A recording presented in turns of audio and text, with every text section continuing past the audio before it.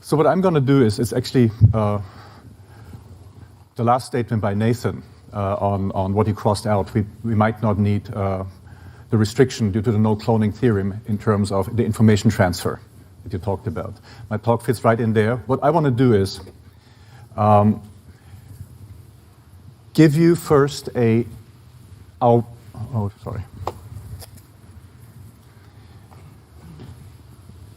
give an extension of the talk I gave at EmQM17, and that work has been published by now and has been criticized by now. And it addresses the question of free will, non-signaling, non-locality, in ways how to talk about it and to find actually new language, to give it some terminology. Because what always comes up in this, and then I apply this terminology to the non-local case and non-signaling, and then to the retrocausal case and non-signaling. And then I finish up with some comment on super indeterminism and universal uncomputability, which leads to the difference between determinism and predictability. And I hope I have some time to go there. Let me start with the two. So what's at issue? And these two issues have come up throughout the last 2 days constantly. We talk about, the moment you talk about non-locality, we talk about violation with special relativity, and the non-signaling principle. And there's been many ways to talk about that. And so I thought this was kind of, Gerd and I did some work together on this. We thought this was resolved. And we published a paper last year in Foundation of Physics. And to our surprise, we didn't have 10 or 15 or 100 downloads. It was the most downloaded paper in Foundation of Physics of the whole year in 2016. So there was some need to find out about this, because people are so confused about non-signaling from so many different angles. So when are these two assumptions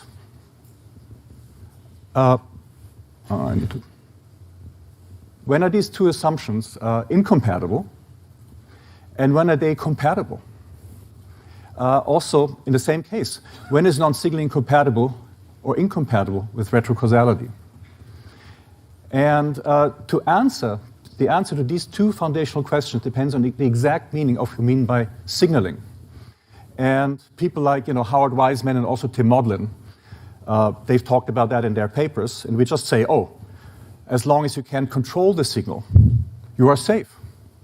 And I want to go one step further. I want to distinguish what's involved in signaling from a causal perspective, from the perspective of information transfer, and from the perspective of message communication. And which one is the important one? And the choices you make between those characterizes the interpretation you give to your quantum theory. So what is signaling in the non-signaling theorem? And this is, as I said, this is work Gerd and I have done over the years. It's come out here last year. And I will look at the two non-signaling theorems of John Bell. We've heard Howard talk about the two Bell theorems of 1964 and 76. I want to narrow down that discussion on just analyzing what was the non-signaling condition that Bell used in those two cases. And in 1964, Bell applies the concept of signaling in the signal theoretic sense. I'm going to explain what that means. And in 1976, Bell applies the concept of signaling in the communication theoretic sense. And in 1964, I think he didn't think much about it, and I think he made a mistake there. And I think 1976 was an attempt to correct that mistake, although he never said so. But in 1977, there is in fact a statement about correction. So the Bell 64 non-signaling theorem is the one that the operationalists use. The Bell 1976 non-signaling theorem is the one that the realists need to use if you're not an Everettian, if you're not into multiverse, if you're into non-local ontologies. So here's the famous statement almost all of you have read. In a theory in which parameters are added to quantum mechanics to determine the results of individual measurements without changing the statistical predictions, there must be a mechanism whereby the setting of one measuring device can influence the reading of another instrument, however remote. Now it comes. Moreover, the signal involved must propagate instantaneously, so that such a theory could not be Lorentz invariant. That's the familiar statement. And that statement speaks to signaling, and that's been used, and that's here in this statement, Bell simply identifies this non-local influence that he's talking about that we need with non-local signaling. Now,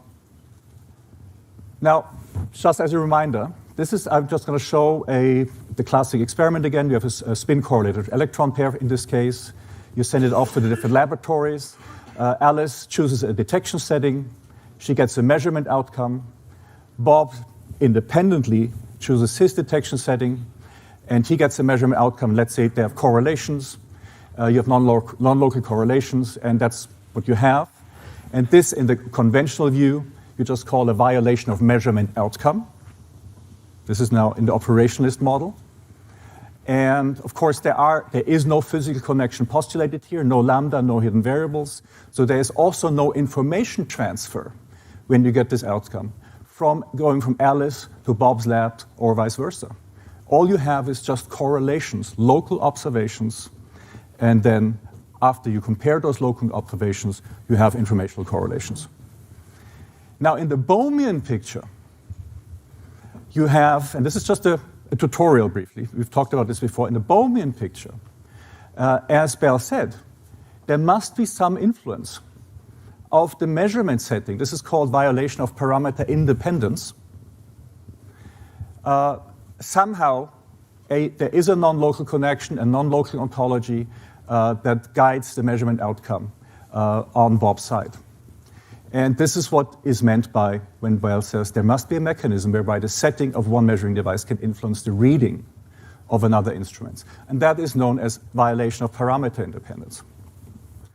Yet now, this would imply, if you say that an influence always requires also the transmission of information, and that's what we've done in this paper. We just equate causal influences with information transfers.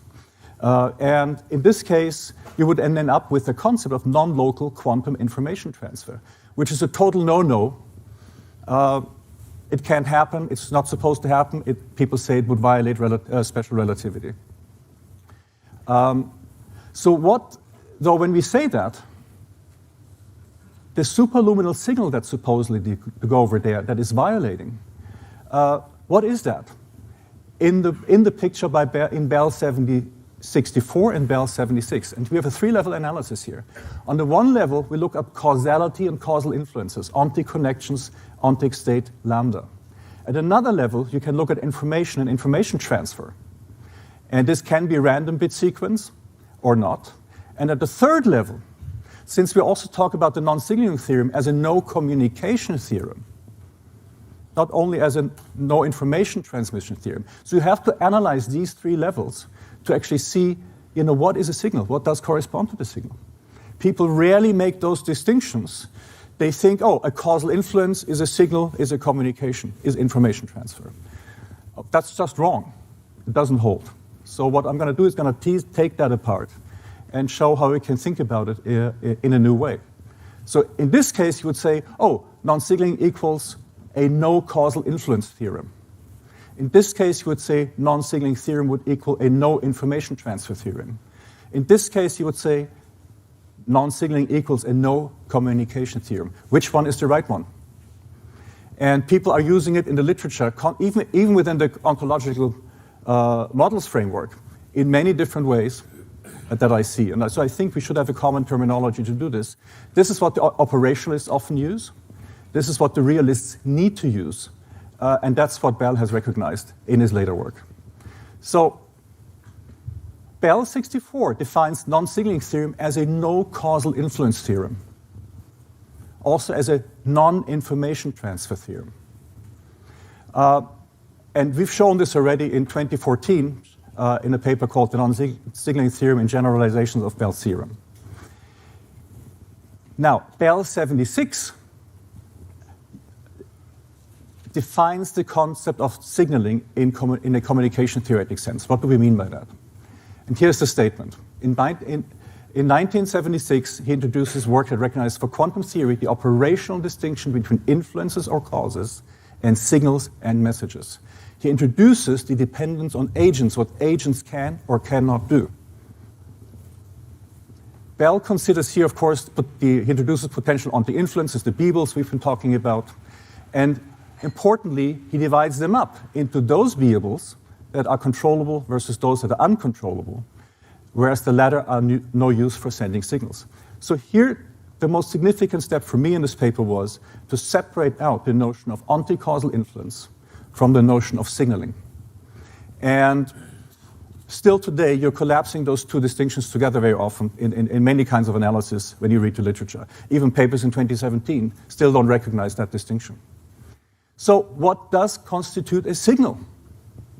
Only if you know that, if you define that, can you then define what non-signaling means?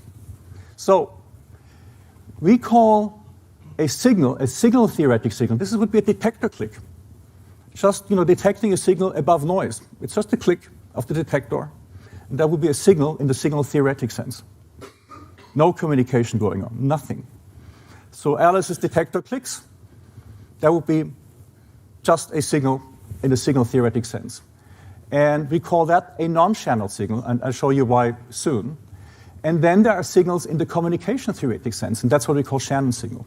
Because you can use, it's just the causal influence, whether direct cause, common cause, or information transfer. Here, it could be any of these, but they must be under statistical control of an agent. So the way we came up with this terminology is by introducing this into Shannon's classical sender-receiver model, and to analyze those three stages in the evolution of a message. So we have a sender and a receiver system. Alice, in this case, can send a message, like SOS in this case, by a binary code, dots and dashes. They are under her control. Bob knows what these dots, he's aware of Morse code, so you can read this and know what the message was, SOS.